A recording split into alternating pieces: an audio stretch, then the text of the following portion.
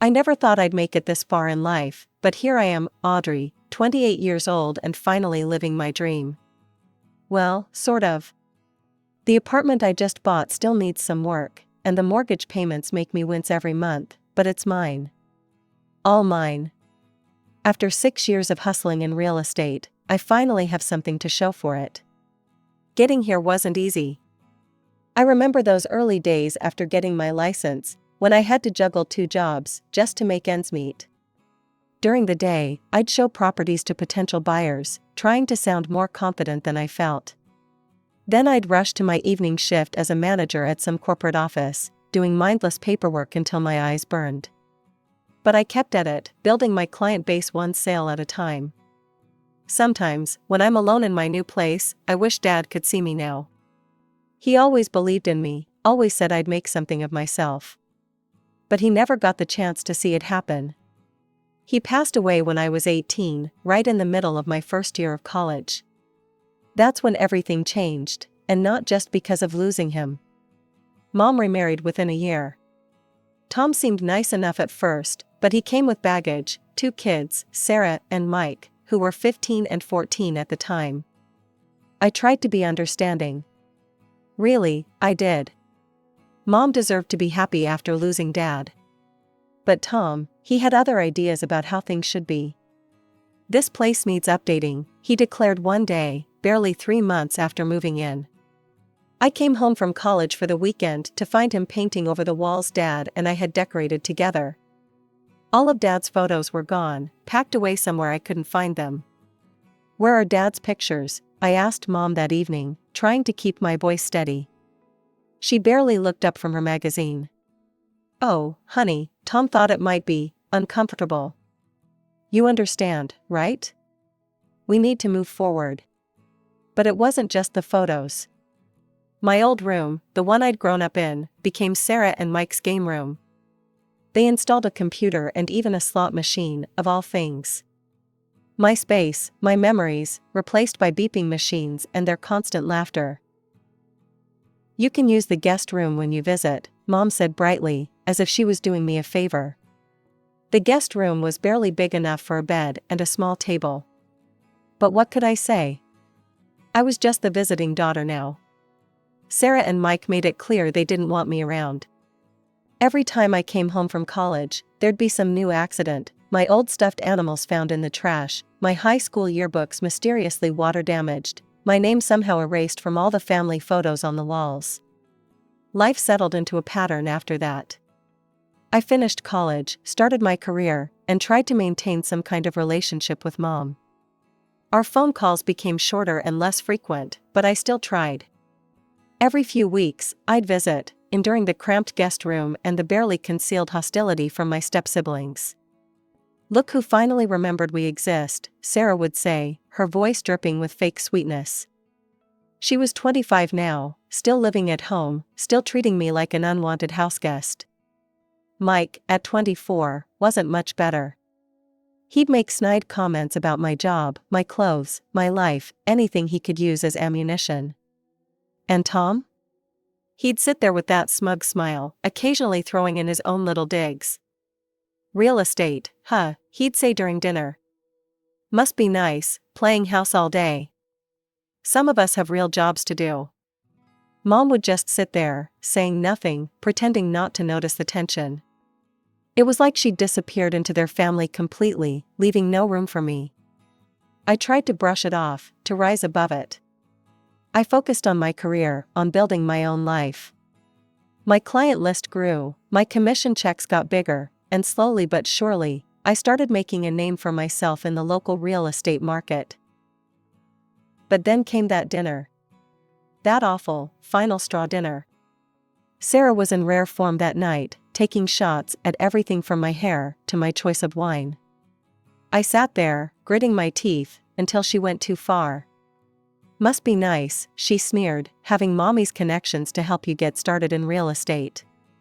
Some of us actually have to work for a living." Something inside me snapped. 10 years of biting my tongue, of taking their abuse, came pouring out. "Work for a living?" I laughed, the sound harsh even to my own ears. That's rich coming from someone who's pushing 30 and still living off her daddy's paycheck. When was the last time you even looked for a job? The silence that followed was deafening. Sarah's face crumpled, and she ran from the table in tears. Tom stood up, his face red with anger. "You nasty little brat," he spat. "How dare you speak to my daughter that way?" I turned to Mom, hoping, maybe foolishly, that she'd finally stand up for me. Instead, she shook her head, disappointment written all over her face. "I can't believe you'd say something so cruel, Audrey. That's not how I raised you." That's when I realized nothing would ever change. Mom would always choose them over me, always. I left Mom's house that night with tears streaming down my face, but they weren't sad tears, they were angry ones. For the first time in my life, I felt completely done. No more trying to please everyone. No more walking on eggshells. No more pretending this was normal. The next morning, my phone was flooded with messages from Mom's side of the family, all telling me how horrible I was for hurting Sarah's feelings. None of them mentioned how she'd been treating me for years. None of them seemed to care about my feelings at all. "You've really done it this time," Mom texted. "I don't know what's gotten into you, but until you apologize to Sarah and Tom, I think it's best if you don't come around." I stared at that message for a long time before typing out my response, "Don't worry, I won't." The weeks that followed were surprisingly peaceful. I threw myself into my work, closing deal after deal. My clients loved me, and my commission checks showed it. I started looking at new cars, not because I needed to show off, but because I'd always wanted one particular model. The day I drove my Mercedes off the lot, I felt like a different person. More confident. More successful, more me. I couldn't resist taking a few photos and posting them online. The likes and comments poured in, but I wasn't prepared for what happened next. My phone rang, Mom's name flashed on the screen. After 3 months of silence, she was suddenly calling me. I let it go to voicemail at first, but she called again. And again. Finally, I picked up. "Hello? Audrey, sweetheart," her voice was syrupy sweet. "I've been thinking about you so much lately. We really need to fix this situation. Why don't you come over for dinner tomorrow night?" I almost laughed out loud. 3 months of silence, and now, right after I posted photos of my new Mercedes, she wanted to fix things? "I'm not sure that's a good idea, Mom." "Please, honey, I've talked to Tom and the kids. They feel terrible about everything. We all want to make things right." I should have said no. I should have seen through it. But some part of me, that stupid, hopeful part that never seemed to learn, wanted to believe her. The next evening, I pulled up to my old house in my new car. Tom was standing in the driveway, and I swear his eyes nearly popped out of his head when he saw the Mercedes. Sarah and Mike appeared in the doorway, both wearing expressions I'd never seen before, something between respect and calculation. "Look who's here," Mom rushed out to hug me. "Oh, sweetheart, we've missed you so much." The dinner was surreal. Tom complimented my career choices, Sarah asked about my clients with seemingly genuine interest, Mike even pulled out my chair for me.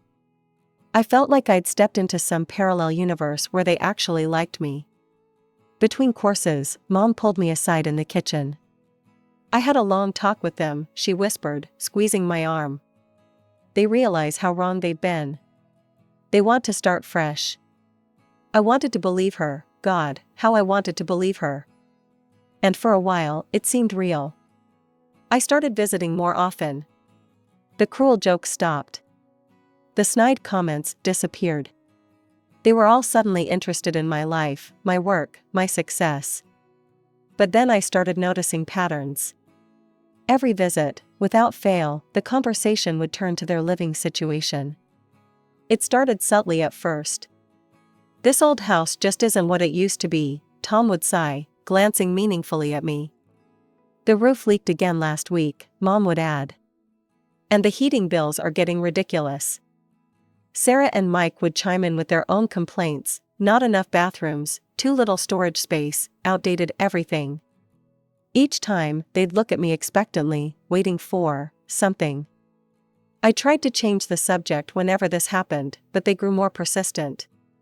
One evening, as I was leaving, Mom followed me to my car. "You know, sweetie," she said, running her hand along the Mercedes hood, "you're doing so well now. It must be wonderful to have such a comfortable life." The way she emphasized comfortable made my skin crawl. I was starting to understand why they'd suddenly become so nice to me, but I pushed the thought away. They were family, after all, maybe they really had changed. Then Mom dropped the bomb about her upcoming 55th birthday. She mentioned it casually over coffee, but there was nothing casual about the way everyone stared at me. "It's quite a milestone," she said. "I've been thinking about how to celebrate it properly." I took the bait. "Don't worry about planning anything, Mom, I'll take care of everything." The look that passed between her and Tom should have warned me. The way Sarah and Mike suddenly became extremely interested in their phones should have set off alarm bells. But I was still trying so hard to believe in this new version of our family that I ignored all the signs. I decided to go all out, a party at my friend Rachel's upscale restaurant in the city center, followed by a surprise trip to Hawaii for the whole family. The thought of paying for Tom, Sarah, and Mike to vacation made me queasy, but I told myself it was worth it to make Mom happy. Planning Mom's birthday celebration became my top priority. I called Rachel right away. "I want everything to be perfect," I told her. "Money's not an issue." Rachel's excitement was contagious. "Leave it to me, honey. I'll give you my friends and family discount, but trust me, this will be an event to remember." If only she knew how right she would be. When Mom sent me her guest list, my heart sank a little. Out of 30 people, 25 were Tom's relatives.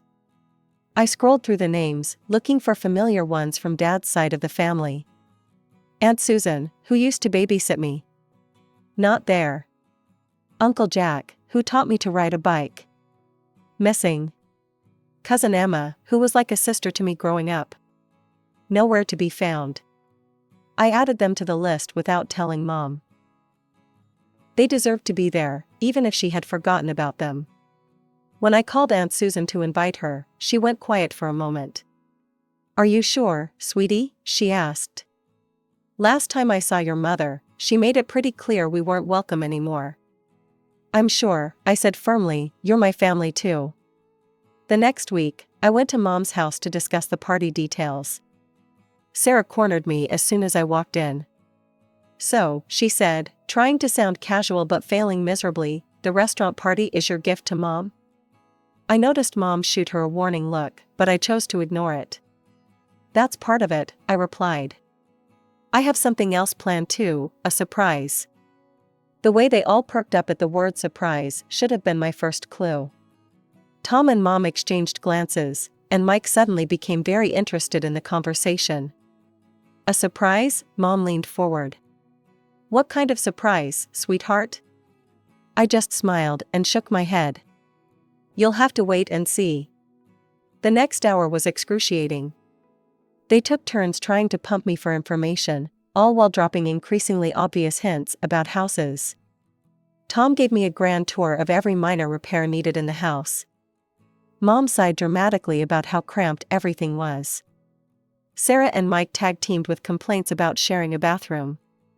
"You know, Audrey," Tom said, gesturing at a water stain on the ceiling, "with your expertise in real estate, you must know all about good housing opportunities."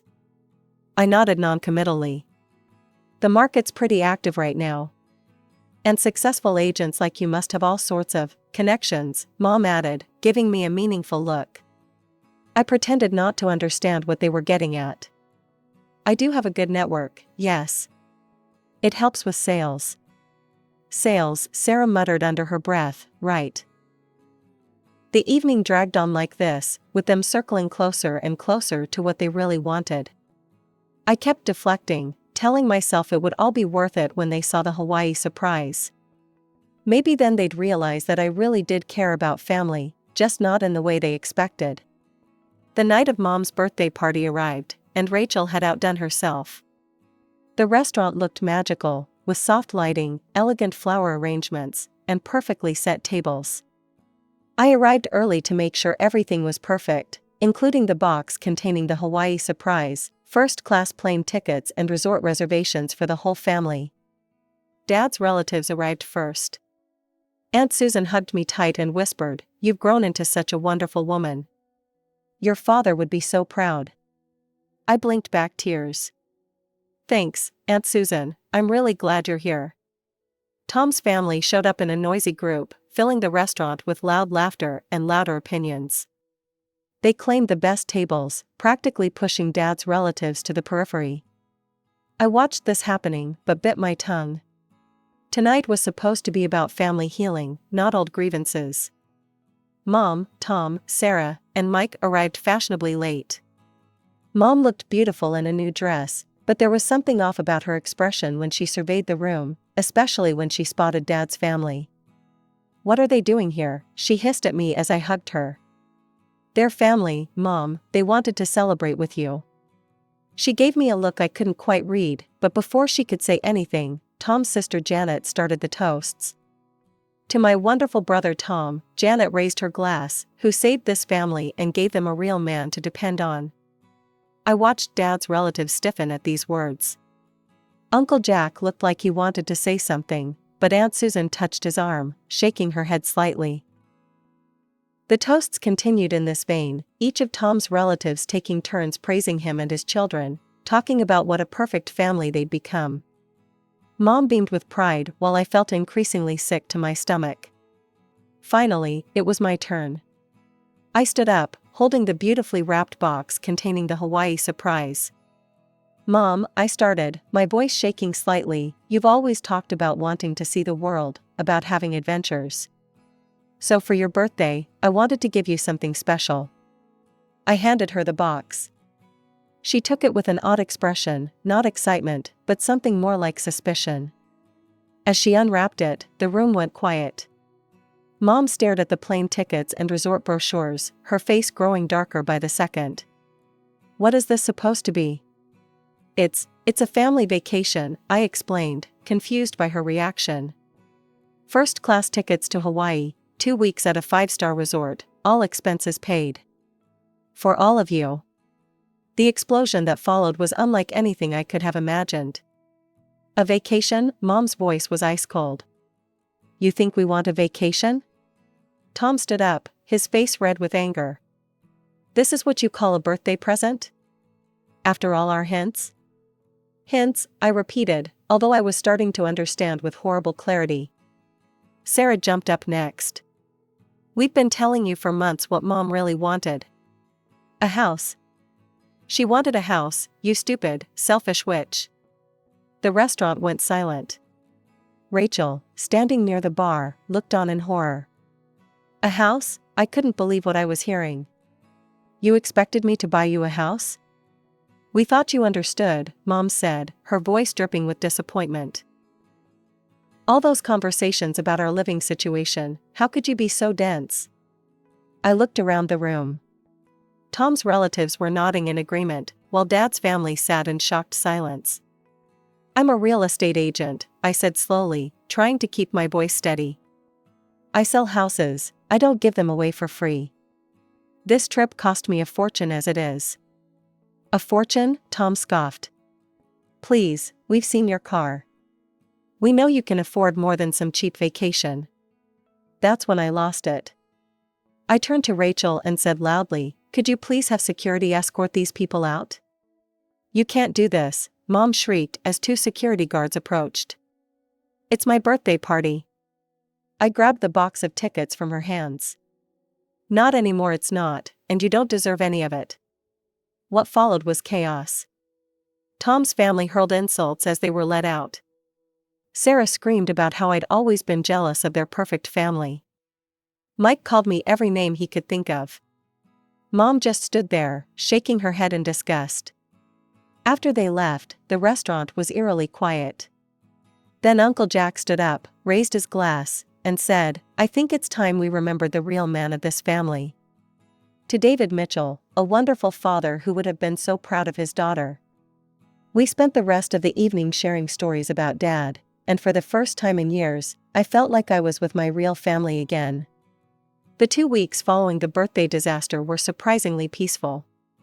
I threw myself into work, showing houses to clients and closing deals as if nothing had happened. But everything had changed.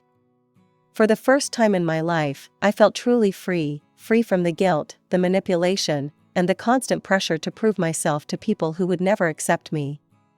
My phone was suspiciously quiet. No calls from Mom, no texts from Sarah or Mike, no angry voicemails from Tom. I knew it wouldn't last, but I enjoyed the silence while it lasted.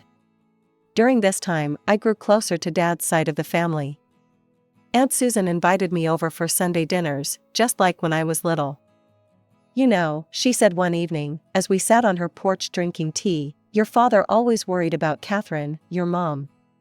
He said she needed people to take care of her too much. He was afraid it would hurt you someday." I stared into my tea. He was right, I just wish I'd seen it sooner. The first thing I did after the party was cancel all the Hawaii reservations. I used it to plan a different trip, a week-long Mediterranean cruise for Dad's relatives who had stayed with me that night.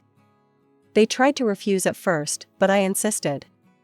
I was in the middle of booking their cruise when my phone rang. Mom's number flashed on the screen. I almost didn't answer, but something told me I should hear whatever she had to say. "Hello?" I kept my voice neutral. Audrey, Mom's voice was tight, controlled. No apology, no warmth, just business. "We need to talk about what happened." I waited, but she didn't continue. "What about it?" "Well, first of all, you humiliated us in front of everyone. But we can discuss that another time. Right now, we have a more pressing issue." I could guess where this was going, but I let her continue. "Mike had an accident with the car yesterday. Nothing serious, but the repairs will be expensive. Since you're doing so well, we thought." I cut her off with a laugh. I couldn't help it. The sheer audacity was almost impressive. "Let me get this straight," I said. "You're calling me, not to apologize for what happened at your birthday, but to ask for money? Don't be dramatic, Audrey, family helps family. And speaking of help, since you canceled that Hawaii trip, you could at least give us the money you would have spent on it. It's only fair." I sat in my home office, phone pressed to my ear, listening to my mother's demands with a strange sense of clarity. Everything suddenly made sense, all the years of manipulation, the sudden kindness after seeing my success, the birthday disaster. It had never been about family. It had always been about what they could get from me. "Mom," I said quietly, cutting off her monologue about family obligations, "I did use that money. I'm sending Dad's family on a Mediterranean cruise." The silence on the other end was deafening. When she finally spoke, her voice was trembling with rage. "How dare you? Those people aren't even your real family anymore. I'm your mother, we're your family." "No," I replied, my voice steady. "You haven't been my family since the day you chose Tom and his kids over me. You stood by while they took over my childhood home, while they erased every trace of Dad, while they treated me like an unwanted guest. You watched them bully and belittle me for years, and you did nothing." "That's not true, I always loved you." "Love isn't enough, Mom. You didn't protect me. You didn't stand up for me. You let them push me out of my own family, and now you only want me around because you think I can buy you things. After everything I've done for you." "What exactly have you done for me?" I asked. "Since Dad died, what have you actually done to help me or support me?" "I put myself through college, I built my career on my own, I bought my own home. The only time you show any interest in my life is when you want something from me." She started crying then, but I'd seen this performance too many times before. "I'm your mother. You can't just abandon me." "I'm not abandoning you, Mom. I'm finally setting myself free. I don't wish you any harm, but I can't be part of your life anymore. You, Tom, Sarah, Mike, you're not my responsibility. Fix your own problems. Live your own lives. Just leave me out of it." I hung up the phone and blocked their numbers, all of them. Then I sat there for a long time, looking at the photos on my desk. There was one of Dad and me at my high school graduation, both of us grinning at the camera.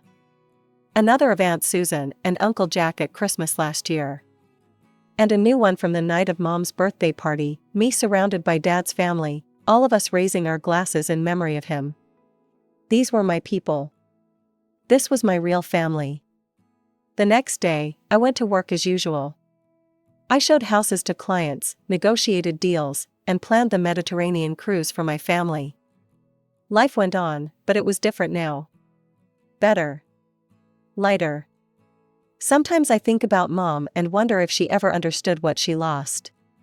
Not the money or the gifts or the fancy house she wanted, but something far more valuable, a daughter who would have done anything for her if she'd just been a real mother in return.